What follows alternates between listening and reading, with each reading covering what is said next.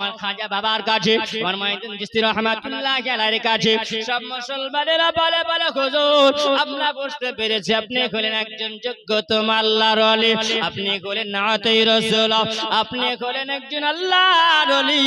আল্লাহর ওলি যদি না হয় তাহলে এক লোটার পানি সম্ভব হবে না, না সাগরের পানি কি এক লোটাতে ভরা? জোরে বলুন সুবহানাল্লাহ। এ মুসলমান, আগের মানুষের এমন ছিল তারা শিরকি কাজ করে বসে থাকতো।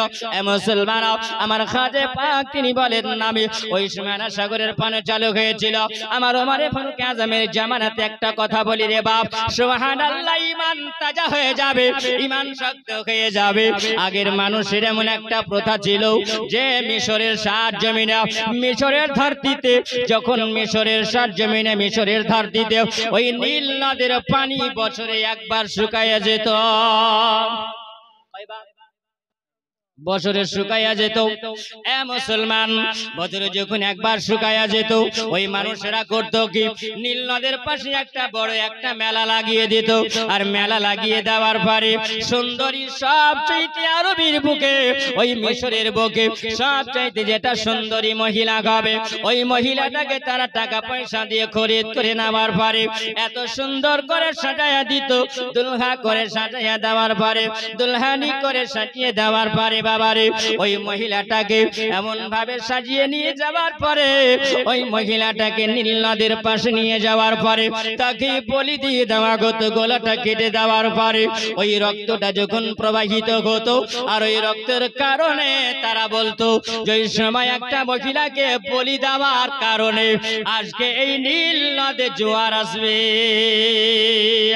একটা গর্ত খোঁড়া হতো, লম্বা করে গর্ত খোঁড়ার পরে ওই মহিলাটাকে সুন্দর করে ভরে দেওয়ার, বলি দেওয়ার পরে তার মরা দেহটা কি বাবারে ওই সময়তে তারা ভরে দিত। আর যেমনি ভরে দেওয়া ওই সময়তে নদীর জোয়ার চলে আসতো। নীল নদীর যখন জোয়ার চলে আসতো এইরকম ভাবে বছরের বছর কেটে যায়।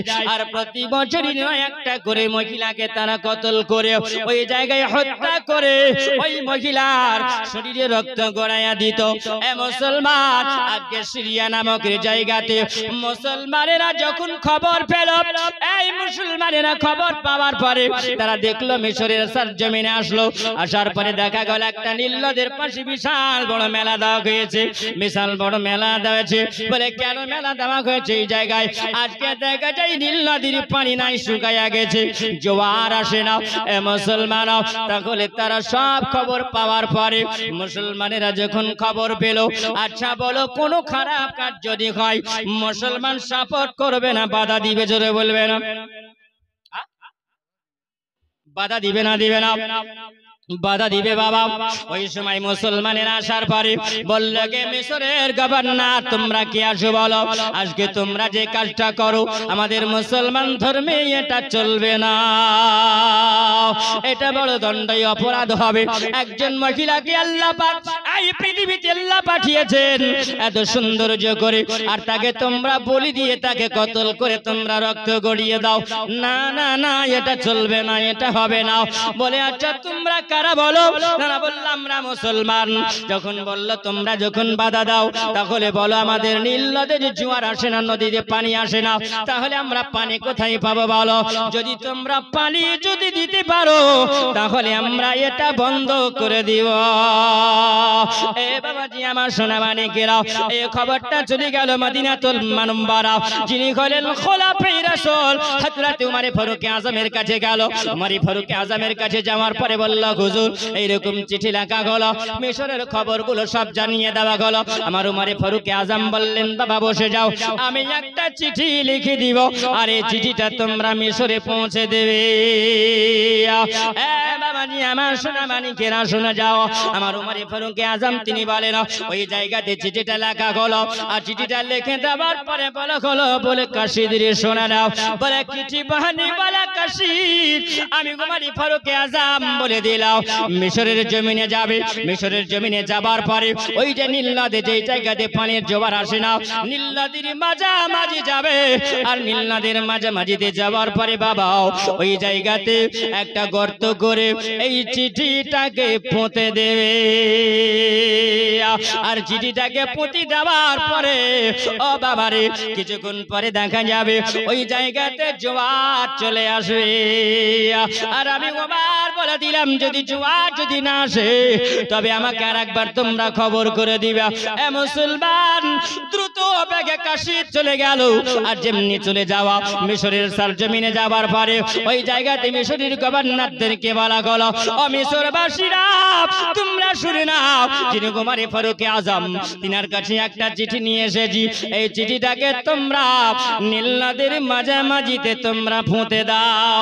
আর তোমরা যদি পুঁতে দাও রে বাবা, আমার কুমারে ফারুক আজম যিনি হলেন খোলাফায়ে রাসূল, তিনি বলেছেন জীবনে কোনোদিন খোলাফায়ে রাসূল জীবনে কোনোদিন তিনি মিথ্যা কথা বলেনি। জোরে বলুন সুবহানাল্লাহ। এ মুসলমান যেমনি চিঠিটা কি দেওয়া হলো ওই জায়গায় মিশরের ওই নীল নদে যখন পুঁতে দেওয়া হলো, সুবহানাল্লাহ, দেখা গেল কিছুক্ষণ পরে ওই জায়গাতে নীল নদের জোয়ার উঠে গেল। এ মুসলমান আমিরুল মুমিনিন ওমর ফারুক আজমের কাছে জিজ্ঞাসা করেছিলেন, নগমার আপনি বলুন আপনি কি এমন চিঠিতে লিখেছিলেন আজ থেকে নিয়ে মানুষেরা শত শত বছর কেটে গেল, আজকে নীল নদে কত নারীদেরকে হত্যা করা হয়েছে, আজকে কত নারীদের রক্ত গড়িয়ে দেওয়া হয়েছে, আজকে কত নারীকে এই নীল নদে দাফন করে দেওয়া হয়েছে গো মার, আপনি না জানি এমন চিঠিতে কি লিখেছিলেন গো? আর এই চিঠির বরকতে আজকে নীল নদে পানি জোয়ার চলে আসলো। আমার ওমর ফারুক আজম তিনি বলেছিলেন, ওগো নবীর সাহাবীরা, ওগো নবীর উম্মত-উম্মাতানিরা, মুসলমানেরা তোমরা শুনে নাও, আমি ওমর এমন কিছু লিখি নাই, আমি এমন কিছু লিখি নাই।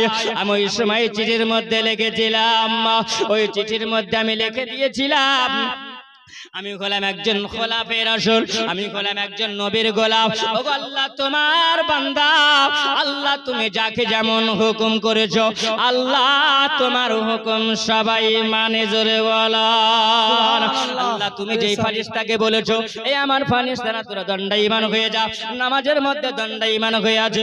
ওগো আল্লাহ তাআলা যাকে তুমি বলেছো আল্লাহ তুই নামাজের মধ্যে সিজদাতে থাক, ওই ফারিস্তা সিজদাতে আছে। আল্লাহ যাকে তুমি যেমন হুকুম করেছো সে তেমন হুকুমে চলে।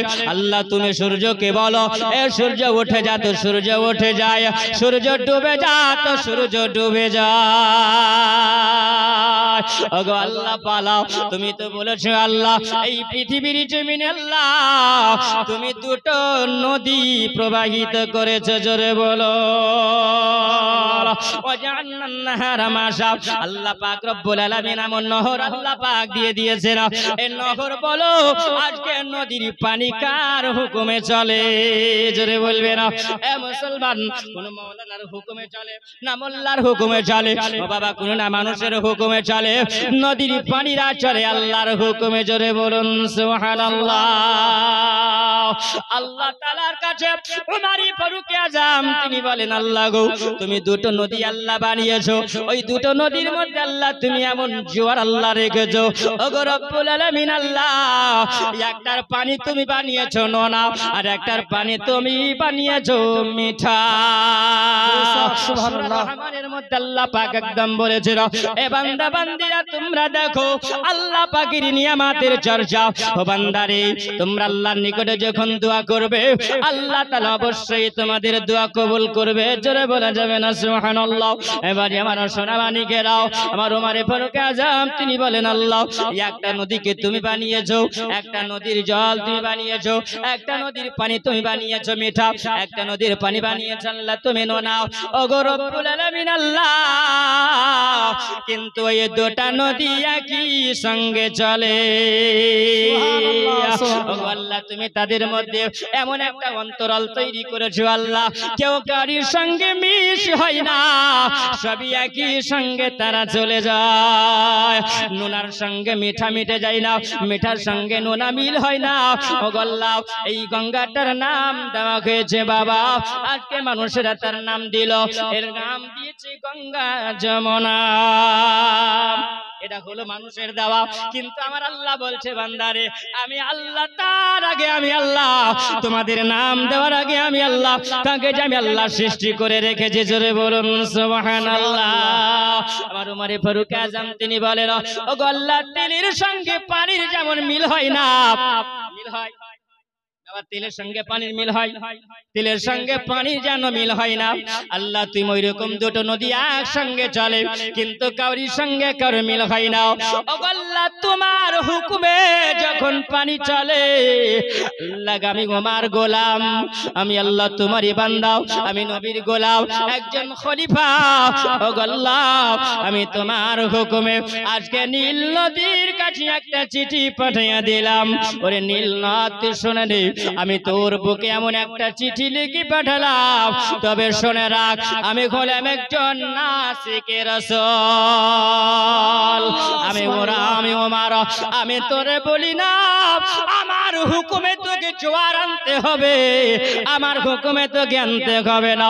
ও বাবা শুনে রাখ, ও নীল নদীর পানি শোন, আজকে যখন তুমি জোয়ার বন্ধ করে দিয়েছো, আমি ওমর তোমাকে বলে দিলাম তুমি শুনে রাখো, আমি চিঠি লিখে দিয়েছি বাবা, তোমার বুকে গেনে দেওয়া হবে, তোমার বুকে পুঁতে দেওয়া হবে।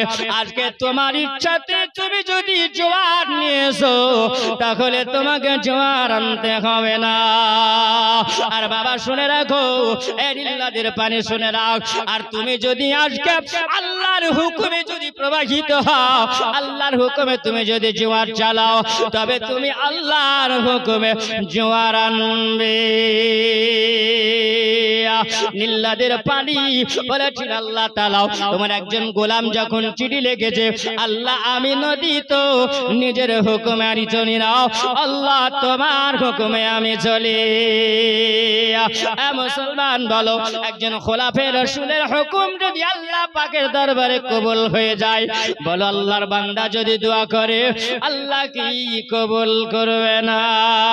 আল্লাহুম্মা সাল্লি আলা سيدنا مولانا محمد وعلى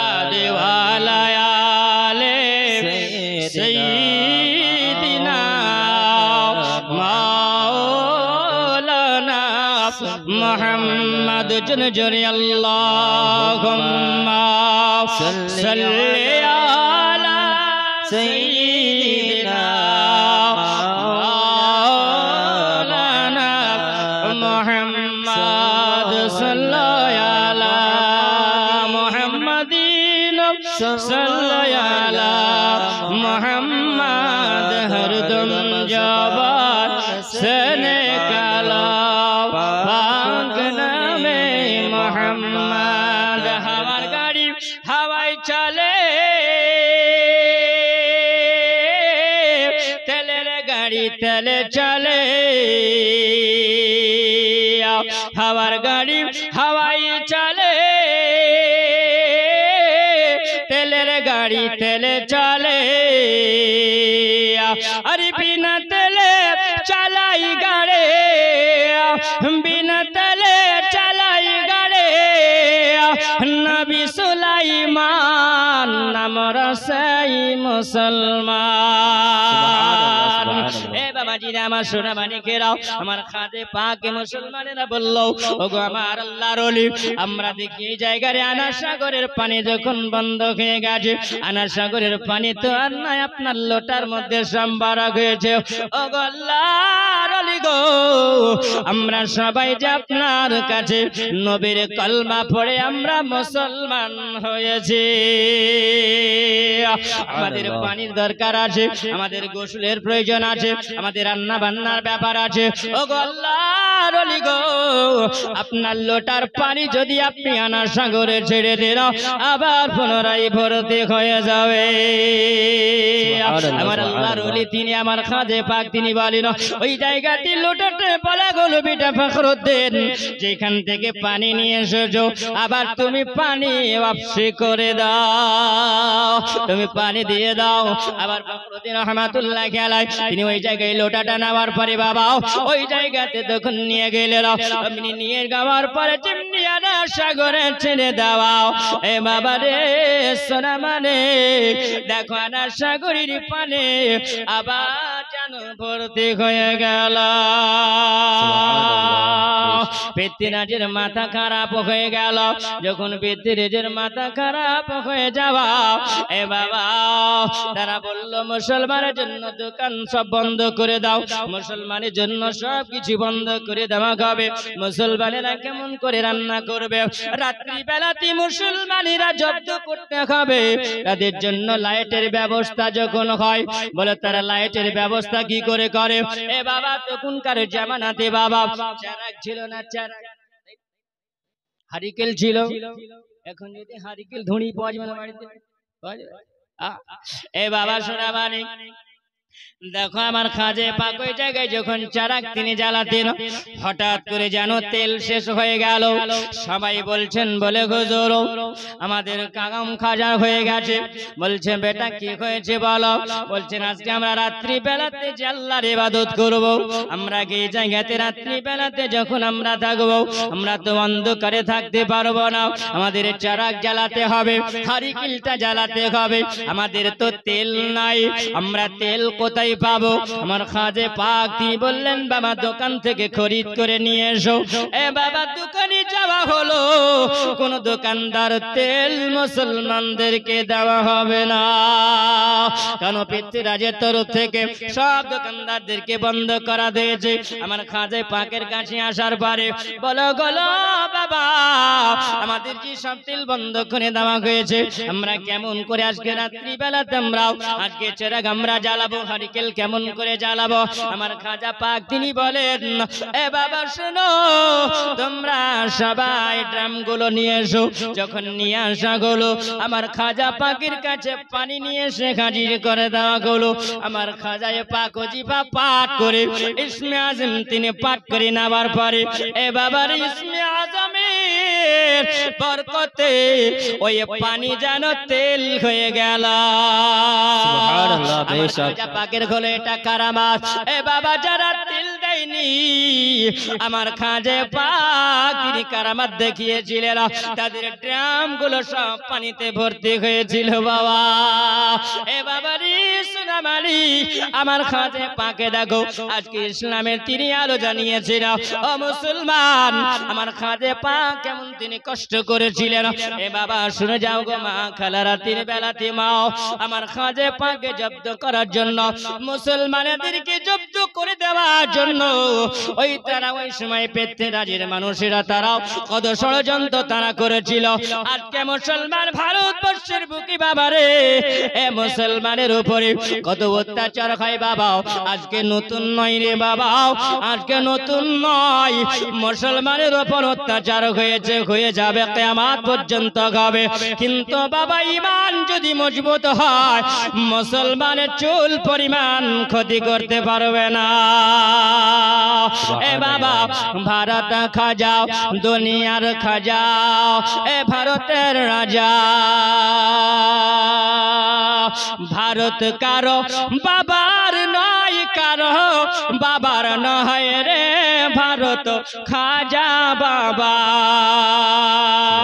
ভারত কারো বাবার নয় কারো বাবার নয় রে এ ভারত হলো খাজা বাবা আমরা ওই বাবার দিবানা আমার খাজা পাক তিনি বলেছিলেন এ মুসলমানেরা তোমরা শুনে রাখো তোমরা জেনে রাখো যতই মানুষেরা আমাদের উপরে অত্যাচার করুক না কেন আমার আল্লাহ তাআলা বলে দিয়েছেন আমার আল্লাহ তাআলা বলেছেন ওয়ালা তাহিনু ওয়ালা তাহজানু আনতুম লা'লাউনা ইন কুনতুম মুমিনিন জোরে বলুন সুবহানাল্লাহ আল্লাহ বলে দিয়েছেন বান্দা বান্দীরা তোমরা খবরদার নিরাশ হয়ো না আমি আল্লাহ তাআলা যা কিছু আমি আল্লাহ সৃষ্টি করেছি আমার বান্দার জন্য আমি আল্লাহ করেছি বান্দা তোমরা যদি কামেলে মুমিন হও তোমরা যদি আশিকে রাসূল হও তোমরা যদি ঈমান মজবুত যদি করো আমি আল্লাহ তাআলা তোমাদেরকে আমি আল্লাহ সহযোগিতা করব এ বাবারে মুসলমানেরা জয় হয়েছিল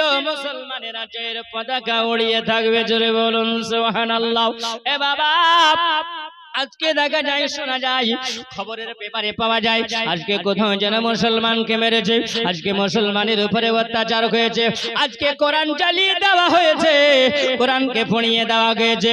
বাবা, হাজারো চেষ্টা যদি করো, পারবে না, পারবে না, পারবে না। কেন পারবে না?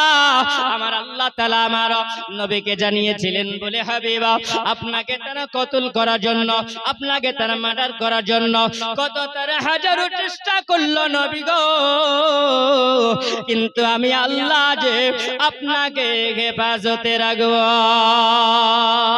ওগো নবী, আমার মুসলমানরা, ওগো নবী, আপনার উম্মত উম্মতিরা যদি আপনার উপরে ভরসা রাখে, আল্লাহর উপরে যদি ভরসা রাখে গো, আমার আল্লাহ তাআলা তাদেরকে সহযোগিতা করবে। জোরে বলুন সুবহানাল্লাহ। এ মুসলমান শুনে যাও গো বাবা, জীবন আমার, আজকে কোরআনকে জিন্দা করবে কারা? মুসলমানেরা। কোরআনকে জিন্দা করবে কারা? মুসলমানেরা জিন্দা করবে। আল্লাহর নবী সাল্লাল্লাহু আলাইহি ওয়াসাল্লামের উম্মত উম্মতি শুনে যাও, এ বাবাজি আমার সোনা মানিকেরাও, আজকে কোরআনকে জিন্দা করবে মুসলমানেরা, জিন্দা করবে। আজকে হাজারো কোরআন যদি পোড়ায়া দাও, আল্লাহ তাআলা বলেন, বান্দা বান্দিরা, আমি আল্লাহ তোমাদেরকে, আমি আল্লাহ গভীরের আমি আল্লাহ দিয়েছি, এত বুদ্ধি আমি আল্লাহ, এত মেধা আমি আল্লাহ দিয়েছি, আমি আল্লাহ সতর পরিমাণ আমি আল্লাহ জ্ঞান দিয়েছি। জোরে বলুন সুবহানাল্লাহ। এ বাবাজিরা আমার সোনা মানিক শুনে যাও গো মা খালাও, আজকে দেখো আল্লাহ পাক বলে দিয়েছেন, আমা উতিতুল ইলমা ইল্লা কালিলা। আমি আল্লাহ তোমাদেরকে, আমি আল্লাহ জ্ঞান দিলাম, আমি আল্লাহ মেধা আমি আল্লাহ দিয়েছি বান্দারে। কত পরিমাণ দিয়েছি তোমরা জানো না? আমি আল্লাহ সতর পরিমাণ জ্ঞান আমি আল্লাহ পাক দিলাম, আমি আল্লাহ সতর পরিমাণ তোমাদেরকে আমি আল্লাহ মেধা দিলাম। আরে মেধাতে তোমরা ওই যে কোরআন যখন তোমরা তেলাওয়াত করবে, আর তোমরা ওই কোরআন তেলাওয়াত করে করে করে করে এক একটা নয় বান্দা 114টি সূরা তোমরা সিনার মধ্যে ভরে নেবে। মুসলমান শুনলে, আজকে তোমরা হাজার হাজার কোরআন যদি জ্বালায়া দাও, কিন্তু কোটি কোটি লক্ষ লক্ষ মানুষের সিনা থেকে কোরআন হারাতে পারবে না। এ বাবা, আল্লাহ পাক আমার হেফাজতে আল্লাহ পাক রাখবে না। বাবারে, কোরআন জিন্দা করতে হবে আপনাকে আমাকে, আল্লাহর ইবাদত করতে হবে। এ আমার সোনা মানি বাবা, জীবন শোনাও, আমার খাদে পাক তিনি বলেন, ওই সময়তে বললেন, মুসলমানেরা তোমরা শুনে নাও, যদি তোমরা সত্যি আল্লাহর ইবাদত করো, আল্লাহ সহযোগিতা করবে। জোরে বলুন সুবহানাল্লাহ। পৃথ্বীরাজের মাথা খারাপ হলো, একজনের নাম হলো রামদেব। কি নাম বললাম? রামদেব। রামদেব, রামদেব পৃথ্বীরাজের পাশে থাকতো, পৃথ্বীরাজের সব সহযোগিতা করত, পৃথ্বীরাজ যেটা বলতো সেটাই করত। রামদেবের মনটা যেন কেমন হলো, এ কি সত্যি ফকির না এটা ফিকির? ফকির আলাদা হয়, ফিকির আলাদা হয়। দুনিয়ার ফকির আর একটা হয় আল্লাহর ফকির। জোরে বলুন সুবহানাল্লাহ। এক আল্লাহর ফকির আর এক হয় দুনিয়ার ফকির। যারা দুনিয়ার ফকির তারা হলো ফিকির, আর যারা আল্লাহর ওয়ালা হয়ে যায় তারাই আল্লাহর ফকির হয়ে যায়। জোরে বলুন সুবহানাল্লাহ। তাদের জন্য কোনো জায়গার প্রয়োজন হয় না, জমির প্রয়োজন হয় না, টাকার প্রয়োজন হয় না, পয়সার প্রয়োজন হয় না, ধন দৌলতের কোনো কিছুই প্রয়োজন হয় না, তারা হয় আল্লাহর ফকির। জোরে বলুন সুবহানাল্লাহ। আপনার নাম শুনেছেন একজন আল্লাহর নবীর সাহাবী, যার নাম হলো ওয়াইসাল করনি। জোরে বলুন সুবহানাল্লাহ। ওয়াইসাল করনি, বাপ একটু টাচ করি সুবহানাল্লাহ। ইরাকের সবাই বাচ্চা ছেলেরা পাথর মারতো, বাচ্চা ছেলেরা পাথর মারতো। কেন পাথর মারতো বলেন তো? পাগল, তাই না? পাগল বলতো সবাই, কারণ চুলগুলো উস্কো হয়ে থাকতো, কাপড় চোপড় গুলো এলোমেলো হয়ে থাকতো, তার জন্য সবাই বলতো এটা একটা পাগল। আর এই পাগলকে পাথর মারলে পারে বাচ্চা ছেলেরা পাগল দেখলে একটু মজা করে, করে না? করে না বাপ? করে না? পাগল দেখলে বাচ্চা ছেলেরা ভাবে একটু আনন্দ পায়। কিন্তু আল্লাহর বান্দা সুবহানাল্লাহ ঈশাল কর্ণের গায়ে যখন পাথর বাচ্চা ছেলেরা মেরেছে তো ঈশাল কর্ণে আকাশের দিকে মুখ করেছেন জোরে বলুন সুবহানাল্লাহ এ বাবাজিরা আমার সোনা মানিকেরাও ঈশাল কর্ণে যখন পাথর মারা হতো ঈশাল কর্ণে তিনি যখন কোন বাচ্চা ছেলেকে তিনি গালাগালি দিতেন না কোন বাচ্চা ছেলেকে অশ্লীল ভাষায় কথা তিনি বলতেন না তিনি আল্লাহর কাছে ওই দিকে তিনি আকাশের দিকে মুখ করে আল্লাহর সঙ্গে তিনি কথা বলতেন জোরে বলুন এ বাবাজিরা আমার সোনা মানিক ঈশাল করলে তিনি বলেন আমি আকাশের দিকে মুখটা করে বলেছিলাম ওগো আল্লাহ আমি যে তোমার একজন আশিক আমি যে একজন নবীর আশিক আমি একজন নবীর প্রেমিক আমি একজন নবীর দিওয়ানা ওগো আল্লাহ আমি যে তোমার গোলাম তোমার ইবাদত করি ওগো রব্বুল আলামিন আল্লাহ আমাকে দুনিয়ার বাচ্চারা সবাই পাগল বলে আমাকে আজকে তারা ঢেলা মারে আমাকে পাগল বলে তারা আমাকে ঢেল ছুড়ে দেয় ওগো আল্লাহ পাগল বলে সবাই আমাকে ঠাট্টা মজা করে তারা হাসি মজা করে এতে আমার কোনো দুঃখ না ওগো আল্লাহ দুনিয়ার মানুষ আমাকে জানবে আমি পাগল কিন্তু আল্লাহ দুনিয়ার মানুষেরা জানবে আমি গোলাম পাগল কিন্তু আল্লাহ আমি দুনিয়ার পাগল নয় আমি আল্লাহ তোমারই পাগল আমার সোনা মানিকেরাও আজকে তুমি যদি ঈমান তাজা যদি রাখো আমার আল্লাহ তোমাকে ভালোবাসবে আমার কাজে পাকে জব্দ করার জন্য বাবারে তখন পৃথ্বীরাজ চিন্তা করলো একজনকে বলা হলো ডাকা হলো যার কাছে সব সময় যে থাকে যার নাম হলো রামদেব এই রামদেবকে বলা হলো বলে রামদেব বলে শোনো আজকে ফকিরকে জব্দ করা যায় কেমন করে বলো রামদেব বলছে আমার সম্ভব হবে না কারণ রামদেবের মনে মনে চিন্তা করছে এই ফকির বাবা যদি চলে যায় তার পাওয়া যাবে না এ বাবা আমার আল্লাহ পাক কারণ রামদেবের মধ্যে আমার খাজা পাকের যখন খাজা পাকের নবী খাজা পাকের নসলে যখন দেখেছে আমার খাজা পাকের চেহারা যখন দেখেছে রামদেব বলে আমার মনটা জানো খাজার প্রেমে উতাল পাতাল করে এ বাবারে আমি মন ছটফট করে কিন্তু আমি যখন একদিন তুরফি মোকাবিলা করার জন্য গেলাম আমি মোকাবিলা করার জন্য যখন যাই আমার খাজে পাক তিনি বলেন এ রামদেব আমি খাজাজিকে দেখি তোমার কপালে আমার নবীর নূরের কলমা চমকাছে তাকবীর নারে রিসালাত মাসলাকে আলা হযরত হাফেজ কারি আব্দুল্লাহ সাহেব নারে তাকবীর নারে সোনা মানিকেরাও শোনা যাও গো মা খালারা তিন বেলা আমার রামদেব যখন আমার খাজা পাকের কাছে আসলেন আমার খাজা পাকের কাছার বাসার পরে তিনি ওই সময়তে যখন মোকাবিলা করবে দাঁড়িয়ে গেছে না আমার খাজা পাক তিনি বলছেন রামদেব রে তুমি আমার কাছে মোকাবিলা করার জন্য এসেছো না আমার নবীর কলমা পড়ার জন্য এসেছো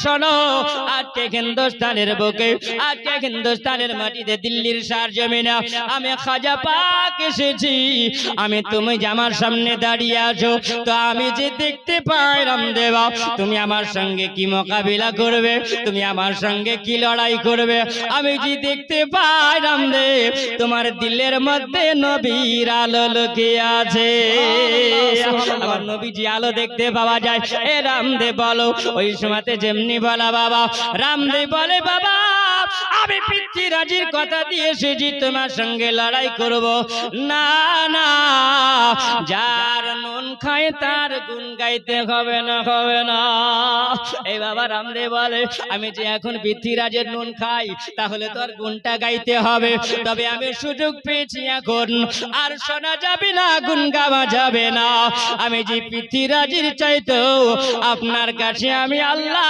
দিনের আলোর গুণ পেয়েছি আমি যে দুনিয়ার বুকে দেখি এতগুলো মানুষ দেখেছি আজকে আমি যে কোনোদিন এই রকম দেখি না আজকে এত সুন্দর আদর্শবান মানুষ দেখতে পেলাম এত সুন্দর চরিত্র মানুষ আমি দেখতে পেলাম ওগো আজকে খাজা পাক আপনি আমাকে জলদি করে কালামায়া পড়ায়া আপনি আমাকে মুসলমান বানায়া দে। এ বাবা রামদেব ওই সময় যখন আমার খাজা পাকের কাছে আসার পরে তিনি কালমা পড়ে মুসলমান হয়ে গেলেন। আর আমার আল্লাহ আর ওলি আমার খাজা পাক তিনি নাম রাখলেন সাদেও। সাদ দেও একজন নবীর সাহাবীর নাম ছিল সাদ রাদিয়াল্লাহু তাআলা মজরে বলুন সুবহানাল্লাহ। এ বাবা রে কালমা পড়ে যখন মুসলমান তিনি হয়ে গেলেন পৃথ্বীরাজের কাছে খবর চলে গেল, ও গো পৃথ্বীরাজ আপনি যাকে ওই ফকির বাবার সঙ্গে মোকাবিলা করার জন্য পাঠিয়েছিলেন ওই বাবা কি দেখা গেল গো? ওই বাবাজি দেখা গেল তিনি ওই খাজা পাকের কালমা পড়ে তিনি মুসলমান হয়ে গেলেন, তিনি নতুন ধর্মের মধ্যে তিনি ঢুকে গেলেন। আল্লাহর কোরআন বলেছেন আইয়ুহাল্লাযীনা আমানু দুখুলু ফিস-সিলমি কাফা, এ বান্দা বান্দীরা তোমরা ইসলামের মধ্যে পরিপূর্ণভাবে দাখিল হয়ে যাও, পরিপূর্ণভাবে তোমরা দাখিল হও। এ বাবা আপনি আমি বলবো পরিপূর্ণভাবে যে দাখিল হওয়া যাবে ওই রকম মুসলমান নয়। আল্লাহ পাক যেটা বলে সেটা মেনে নেওয়ার নামই হলো মুসলমান। জোরে বলে না এ বাবা রে আজকে আপনি জালসা শুনলেন বাবা, ও মা খালা শুনে যাও গো মাও, আপনি আজকে জালসা শুনছেন মা গো, এই জালসা শোনার নামই মুসলমান নয়। জালসা শুনে যেন আপনার ফজর কাজা না হয়ে যায়। জালসা শুনে যদি মা গো আজকে বাবাজিরাও যদি আপনার নামাজ যদি কাজা না হয়, নামাজ যদি পড়তে পারো মা গো, তাহলে জালসা শোনার নামই হলো মুসলমান। এ বাবা রে আজকে তুমি জালসা শুনে তোমার নামাজ যদি কাজা হয়ে যায় তোমার জীবন বেকার হয়ে যাবে। এ বাবা শোনো, অনেক মানুষ বলে হুজুর এত রাত্রি পর্যন্ত জালসা জানা, রাত্রি 2টো বেজে যায়, 1টা বেজে যায়, 12টা বেজে যায়, তখন আমাদেরও তো 12টা বেজে যায়, আমাদেরও 12টা বাজে। আমি তো জানি না আপনি পড়েন কি পড়েন না, বলে হুজুর আমাদেরও 12টা বেজে যায়। এ বাবা শুনো রে, আজকে তুমি যদি নামাজ পড়ো বাপ, ওগো মা তুমি যদি নামাজ পড়ো মা, তুমি রাত্রি বেলাতে ঘুমিয়ে গেলে এটা হলো নামাজি বান্দার জন্য, এটা মসলাটা হলো নামাজি বান্দার জন্য। এ বাবার আপনি রাত্রি বেলায় ঘুমিয়ে গেলেন মা গো, তুমি রাত্রি বেলায় ঘুমিয়ে গেলে দেখা গেল ফজর আজান হলো, তোমার ঘুম ভাঙলো না, ফজর আজান হয়ে গেল তুমি জানতে পারলে না, ওগো মা জননী দেখা গেল ফজরের সময় শেষ হয়ে গেল, ওই সময়টা আপনার ঘুম ভেঙে গেল, আপনি মনে মনে বলবেন আমার তো নামাজ শেষ, আমার তো নামাজ শেষ, আর তো নামাজ হবে না, নামাজটা কাজা হয়ে গেল। বাবা নামাজি বান্দার জন্য মশলা হলো এটা। ও নামাজি বান্দারা শুনে রাখো, তোমরা যদি আজকে ঘুমিয়ে যাও, তোমার ঘুম যদি না ভাঙে, তুমি যদি জানতে না পারো রে, আর ওই সময় যদি তোমার ঘুম ভেঙে যায়, নামাজি রক্ত শেষ হয়ে গেছে আর নামাজ পড়া যাবে না, সঙ্গে সঙ্গে তুমি ঘুম থেকে উঠে যাবার পরে কোনো কিছু না দেখে রে তুমি উযু বানায়া তুমি যদি সুন্নাত ফরজ নামাজ আদায় করো, এ বান্দা আল্লাহর দরবারে কবুল হয়ে যাবে। গেল মশলাটা বুঝতে পারা গেল? হ্যাঁ বুঝতে পারেনি? নামাজ আপনি পড়বেন এটা নামাজি বান্দার জন্য, প্রত্যেক দিনে না। তো মৌলভী সাহেব বলি দিয়েছে, অসুবিধা কিছু নাই। হ্যাঁ জালসা শুনবো আর 2টা 3টা পর্যন্ত ভাঙো চাই না ভাঙো। হ্যাঁ আজানে যদি শব্দ শুনতে পান সঙ্গে সঙ্গে আপনাকে করতে হবে।